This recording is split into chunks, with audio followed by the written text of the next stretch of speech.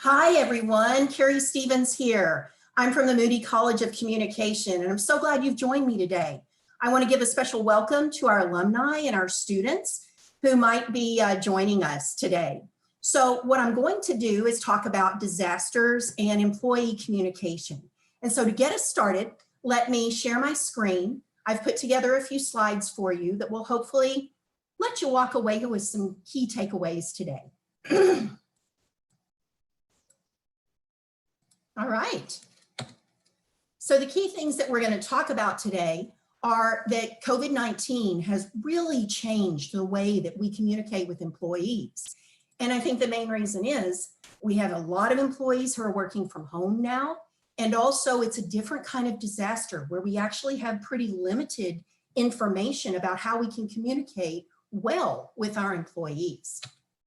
So the agenda today, I'm going to share 3 quick tips with you that are specifically related to best practices when communicating with employees in a disaster. Please note that we actually have very limited research that's pandemic specific. However, that's what I'm going to be sharing with you today. And then the other thing I'm going to share with you are 5 tips to support remote work. And so I have recently published a couple of books that are right in this space. So a lot of these tips are coming from my own work. However, whenever I'm referencing someone else's, I'll be sure and put information there for you to follow along with that as well. So best practice number 1, we need to be honest and we need to be open with employees. And sometimes that's a little easier said than done because people want timely and they also want really relevant information, but they also want us to appear as being as transparent as we possibly can.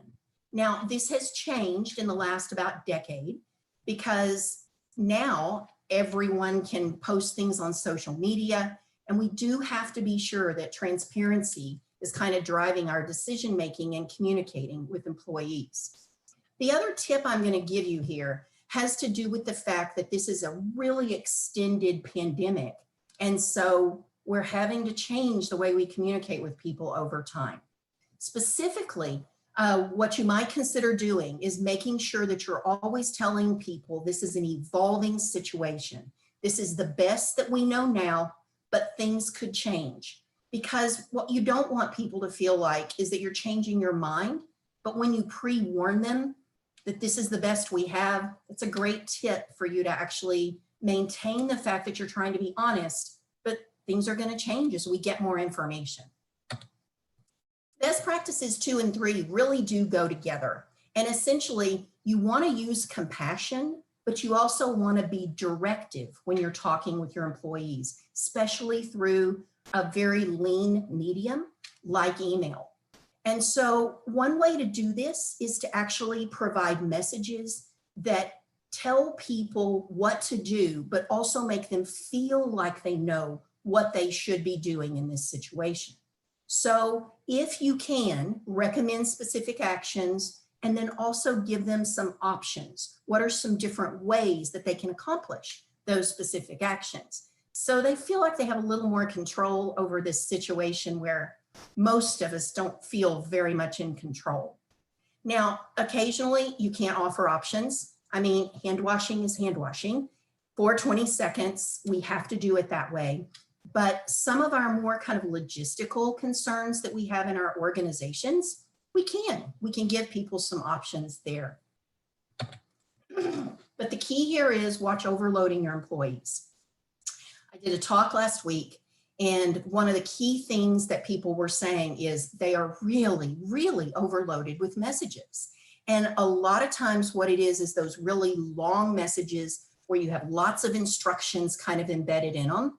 So my tip here is to use some links so that people who want more information can go and follow those links. I thought I'd also share that this is not just something that's kind of an age-related issue. My 20-year-olds, I did a study and had some college students in a focus group. They also talk about the fact that technology can be really, really overloading. And that really brings me to the next 5 tips that I want to share with you about remote work, because we're all, having to engage in remote work pretty much constantly now. So these 5 tips, what I want to do is I want to go through each one of them and give you a couple of concrete takeaways and examples. So first of all, be bold like a longhorn. Now I say this because we are in a totally different world. Is it appropriate to wear what I'm wearing today, which is a little fancier than I would normally wear on a lot of my Zoom calls? Have conversations about what our expectations are with our employees. For example, is it okay to be eating while we're on Zoom calls? Is it okay whenever we jump into Microsoft Teams to, use multiple windows? Are we expecting people to maintain eye contact? All of these things are important issues just to talk about. And when we reach some shared understanding, we'll start to notice that we can develop some norms that make everybody a lot more comfortable in this sometimes really awkward environment. Next tip is, I want everybody just to take a deep sigh.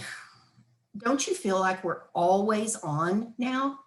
Now, in the research, we've been talking about this phenomena of people feeling like they always have to be reachable and available for quite some time. But what's happening now is that we're actually expecting people to be constantly available. And the reason is we know where they are. If they're not an essential worker or they're not working out somewhere outside of their home, they're sitting at their house, right? And so I would invite you to try to be kind to people and not expect them to always be on. That brings me to the issue of happy hours. For happy hours to work, people have to feel like they want that connection and that it's not an obligation. In some work groups, these online happy hours are really great. In other work groups, people are like, I have been on 9 Zoom meetings today, I'm exhausted and I can't take anymore. And so a happy hour is not fun. So once again, talk to your employees, get everybody talking about what it will do, what you can do to make everyone feel a lot more comfortable with this situation. Consider allowing people and encouraging people to put out of office messages up. Yes, you might be working from home, but there are times where you might want to take an afternoon off just to take a breather. Remember that work in the middle of life is not easy. Lots of people have children at home. They're trying to homeschool their children, work. They might even be sharing computers.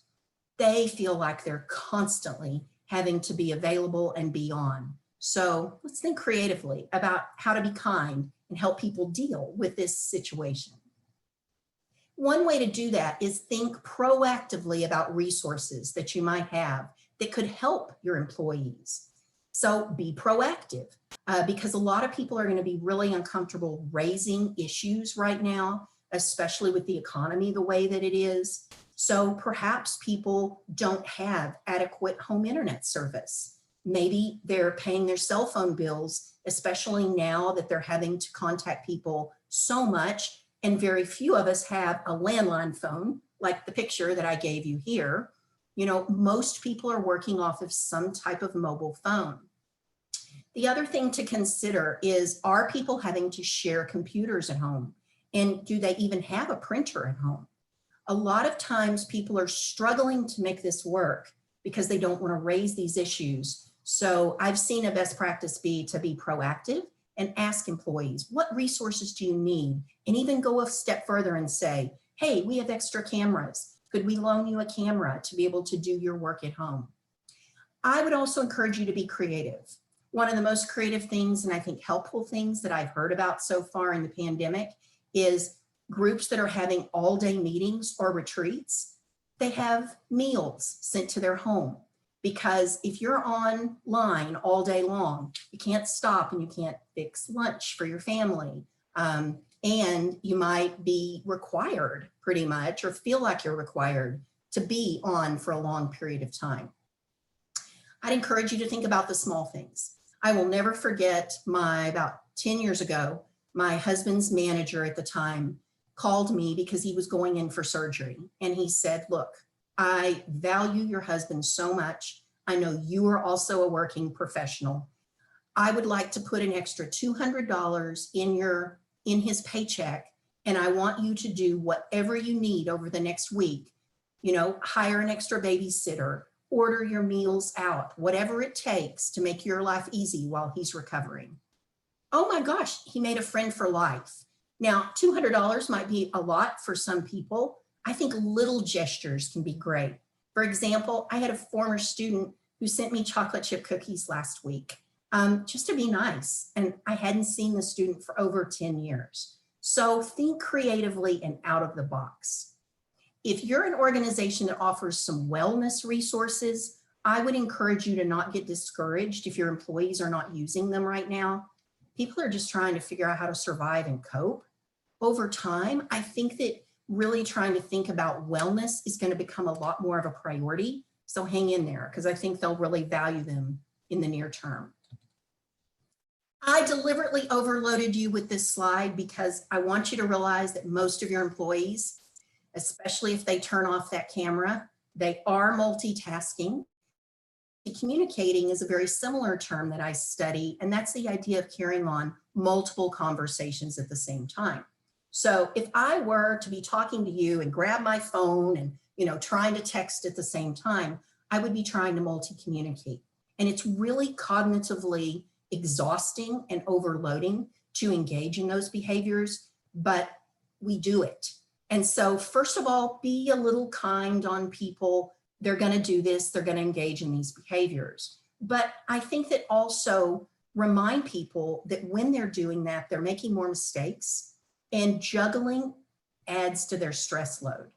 The tip here is you might want to make some of your meetings shorter, because if you can get things done in about 15 minutes, 30 minutes, you decrease the likelihood that people are going to wander off and start multitasking and multi-communicating.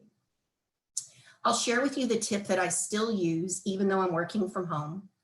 I get up early in the morning before anybody else is up in my family if I really want to do deep, thoughtful work, because I've found that trying to bounce that in between the day is really, really hard to do. So the last tip I want to share with you has to do with being on camera. Wow, I tell you, if anybody would have ever told me that I was going to have to be a reporter, be on camera as a college professor, I don't think I signed up for that when I did this job. But more and more, I'm finding myself doing it. And I was actually doing a fair bit of it even before the pandemic hit. There's a couple of things to keep in mind with people who are new to doing work on camera.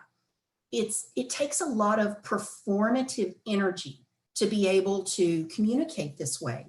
And a lot of people don't have adequate lighting. They don't have good cameras. I finally stole one from my husband because mine and my laptop wasn't a very great camera, but I don't have a fancy setup.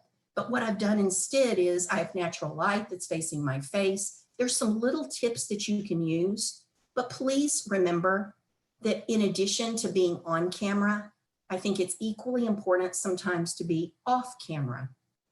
Allow people to turn their cameras off and take a break, because what happens when you do that is they kind of go, oh, thank goodness, I don't have to worry about maintaining eye contact. I don't have to worry about who's looking at me at this particular time. Being on camera is downright weird for those of us who have not been trained to do it. So I encourage you to have these conversations with your employees. It's amazing what you can do if you'll just talk about what your norms are and try to be a lot more forgiving and flexible, and realize that people are trying to cope with a brand new set of circumstances. And at the same time, they're trying to figure out how to work remotely. So y'all, I want to thank you so much. Special thanks to our alums and our students that are out there today. And I really hope that these tips were helpful. I'd love to open it up for questions at this point. And so I think my colleague, Mark, is going to ship me over some questions in a few minutes. And to do that, I'd actually like to stop sharing my screen and come back to you and be here to be able to address your questions.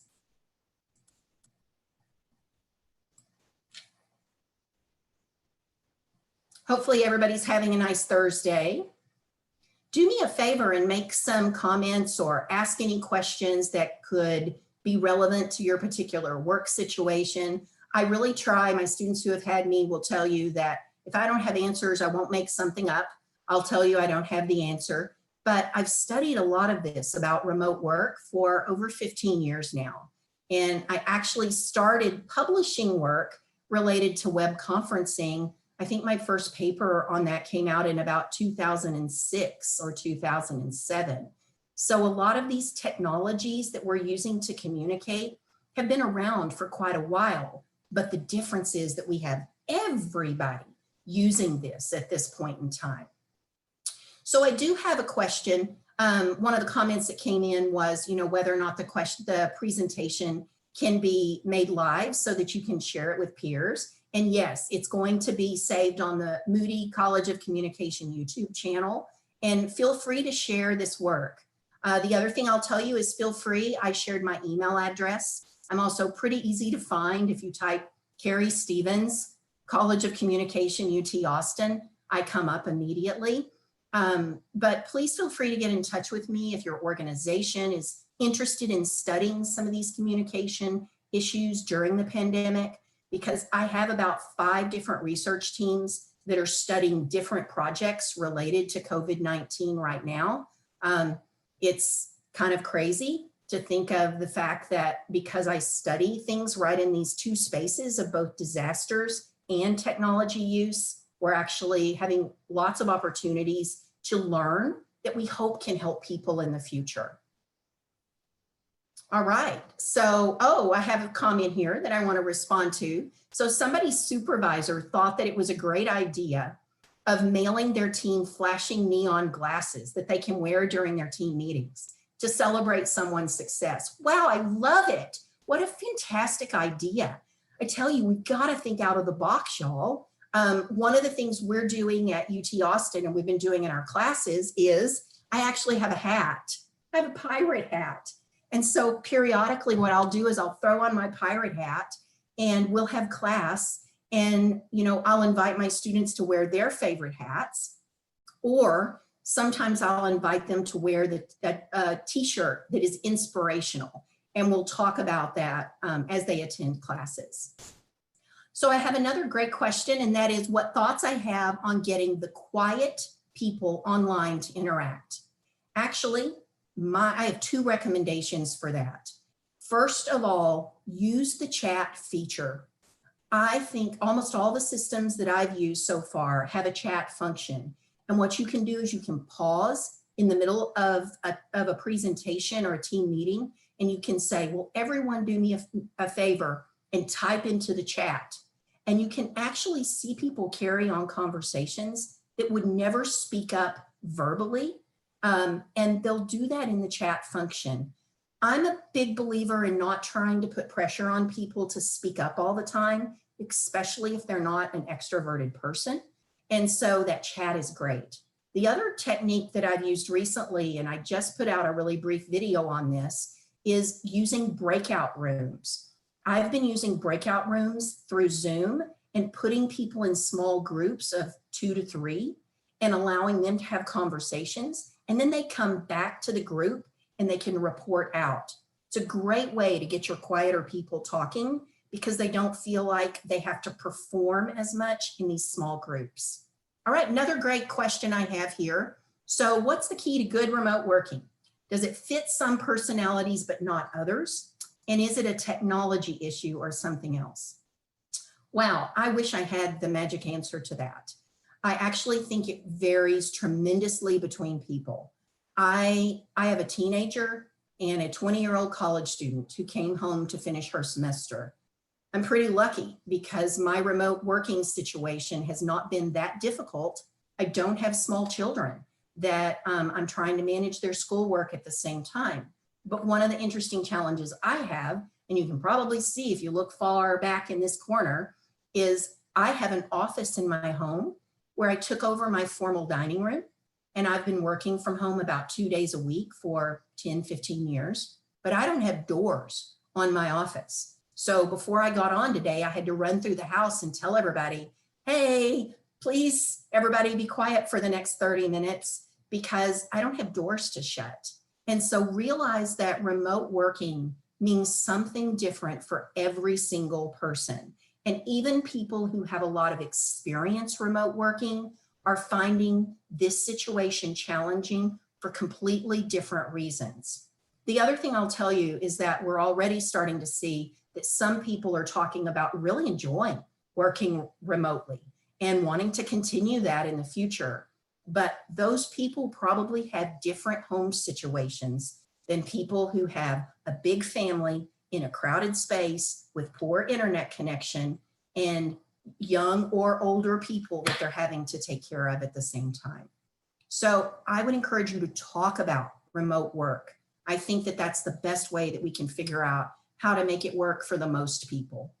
So I have another question that just came in, and that is, what do you recommend when corporate requirements for employees' activities or approaches conflict with elected official mandates or guidelines, or how to reconcile? Y'all, that's really tough because I think we're definitely seeing this be the case. So there will be times that people will be very uncomfortable going back to work because they feel like they're at risk, or they feel like they have some type of underlying medical condition that puts them in a vulnerable position, or they have family members and they don't want to risk that. But they also feel like they can't say no because they need the job and they need the work.